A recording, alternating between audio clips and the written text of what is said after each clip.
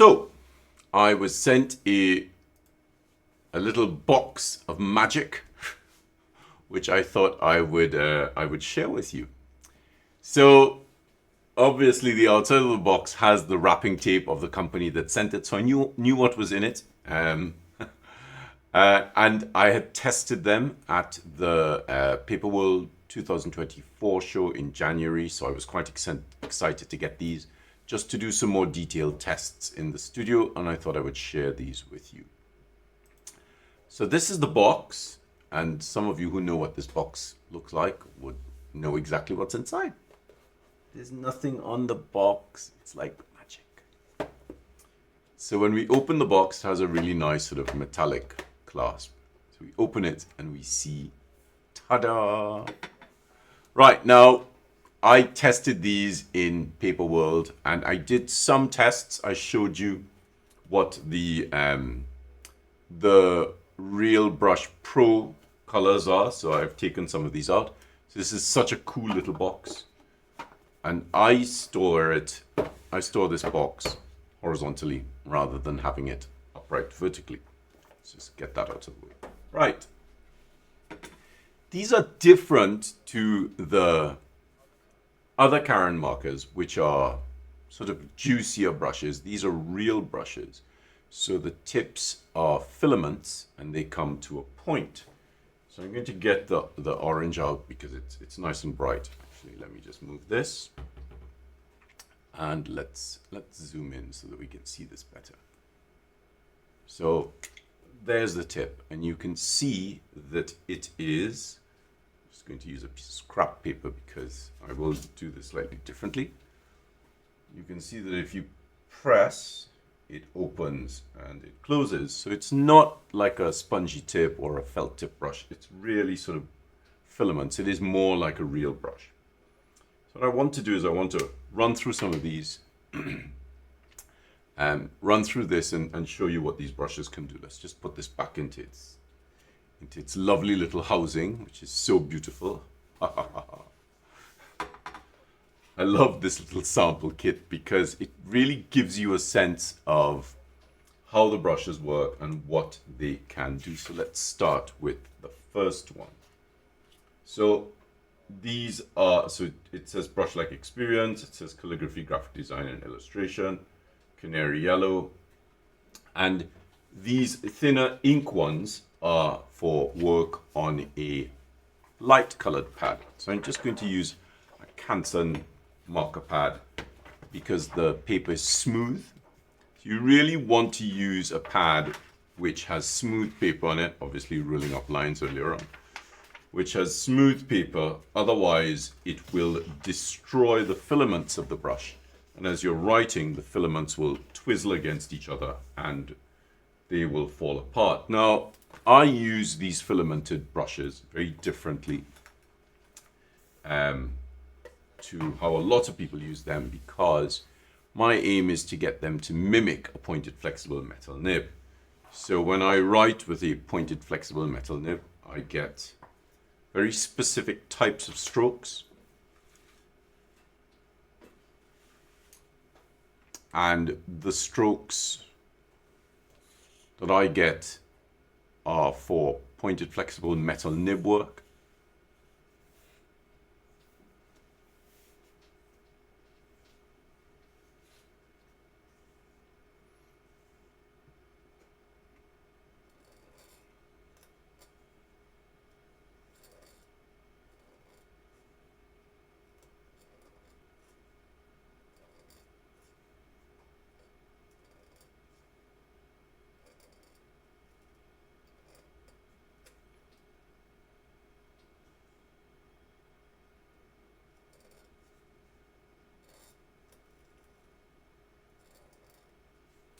So you can see this is very fine. It's a very different approach.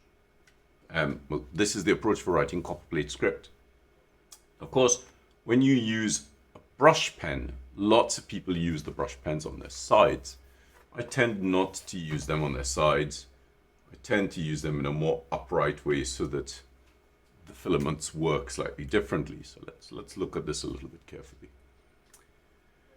So And you can, and the good thing about this is you see me changing the angle of the camera, because you can't hold these in the same way that you would hold a nib to produce this kind of shape. So now a lot of people would hold the tool on its side and they would write like so. And that gives you that level of line thickness to thinness, so that the shade movement from thick to thin would give you something like that. When I hold this tool higher up, let's just zoom out a little bit, because of course I also have to change the position of the page. So whereas before I was in a very different position, now I'm facing up and away from myself. So this is pointing to my chest right there. So what I would get in a situation like this is I would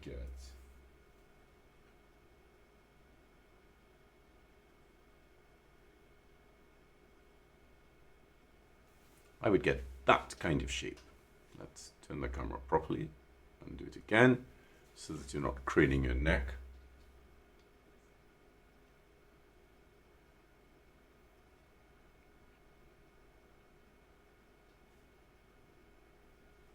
So the line contrast is a lot smoother, and there's a lot more control coming around the underturn, and with that overturn, it's not catching and twizzling on itself, so you get a much smoother, clearer, cleaner letter.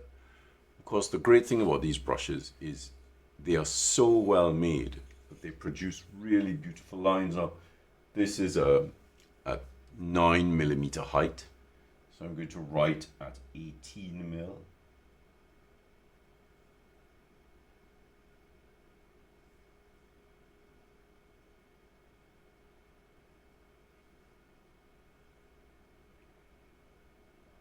And that works really, really wonderfully. Now I'm going to switch to one of the metallic colors.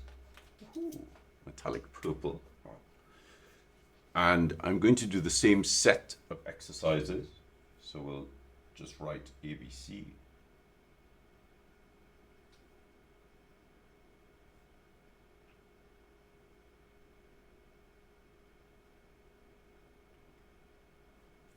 And you can see how solid that is, but also how reflective it is. So I can't see the lines under that. So it's really telling me that it's quite a lot of deposition. Now, this is 18mm. Let's try it a little bit bigger.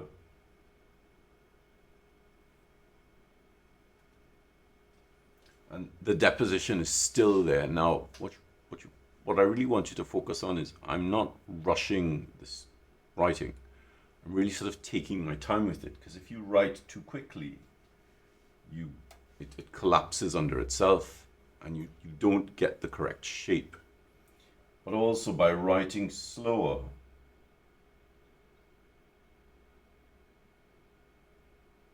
you really get that sense of deposition. Now, it does say shake well before use, which I did before. And I'm going to get why not use the pink? Let's use the pink one. So this is now the pigmented ink, which is a solid ink.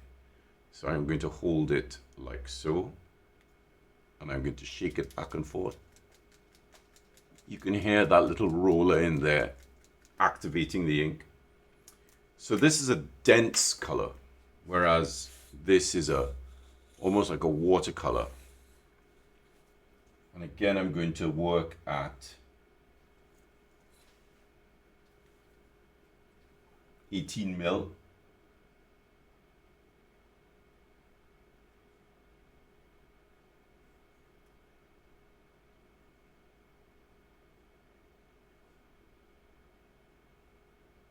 And let's try it again at a minim height letter at 18mm. So that gives us quite a lot of deposition now. My my light is quite bright on here. So let's bring this up so you can see that a little bit better. You could see how wet that is. And I love that they use this word juicy with their brushes, because it's a really juicy deposition. So let's move to a dark color. So I'm going to use the black pad. Let's put this behind me. So obviously the ink won't work on the dark pad, but it will work on the black and the gray pad. So these lines are 6 mil. So we're going to go across 3 of them. Mark off, mark off.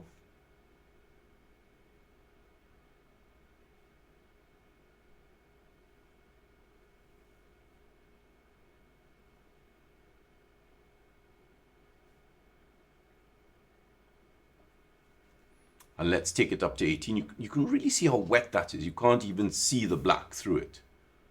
You know, that's brilliant. You can't see the lines, you can't see the black through it.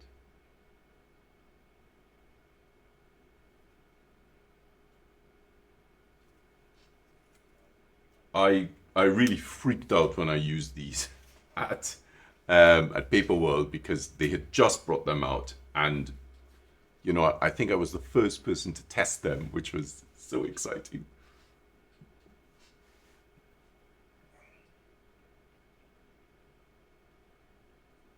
So the pigmented ink is quite chalky.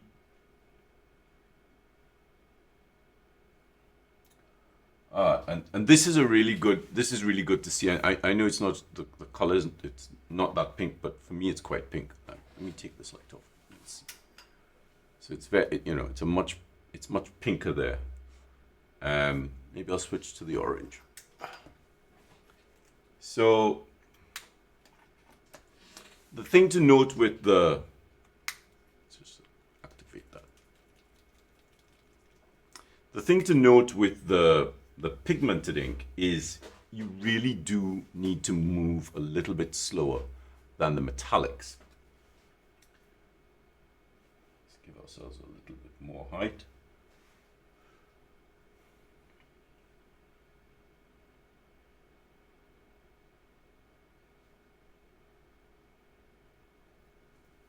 So that has really good coverage.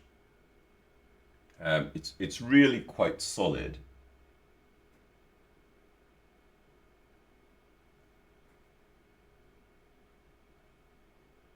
Okay, and what am I testing here? So I've just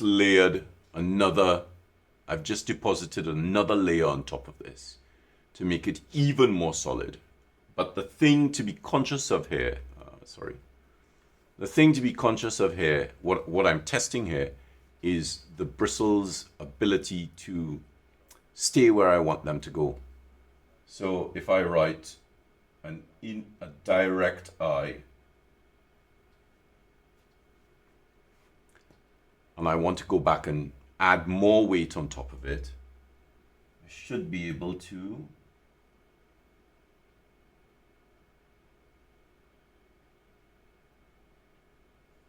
stay where I've deposited that. If I also wanted to do, let's see, I wanted to add another color to it. Let's get the brown. Actually, maybe we'll just use the pink. What's this? Oh, this is white. Is it?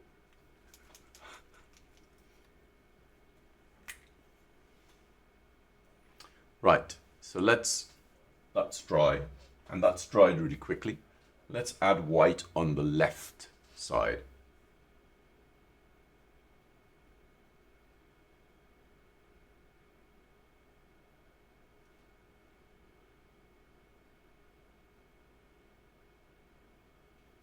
And so there's a little bit of orange on there. I'm just going to wipe that off because I like my filaments to be clean. And that's really super control. Yeah, okay, fine. I get that I'm good. I have really good control, but I wouldn't be able to do that if the tool wouldn't let me do it. So all in all, this whole range of real brushes that Karin are making is a really phenomenal range of brush pens. And I know a lot of people struggle with these types of filamented brush tips because they're not like the spongy ones where you put them on the side and they're easier to work with. But they do give you a much greater variety of possibility. It just requires a little bit more practice and a little bit more control with the tool. Take your time with them. Do not use them on textured paper because it will basically act like sandpaper against the filament and it'll cause them to become fuzzy. This is typical for any kind of filamented brush. You really want something nice and smooth so that the filaments move across the surface more easily and more beautifully, and they give you much more interesting lines. Now, of course, you know, I'm using them for calligraphy. If you are using them to paint with, that's a very different application. With the brushes I use in that fashion to paint with, I tend to put little marks on them so that I'm not going to use them to write with because I'm a little bit more aggressive with the filaments. So be careful with your tools. You know, understand what you're going to use them for. Set some aside if you're going to use them for different things. But you know, really just have some fun with them.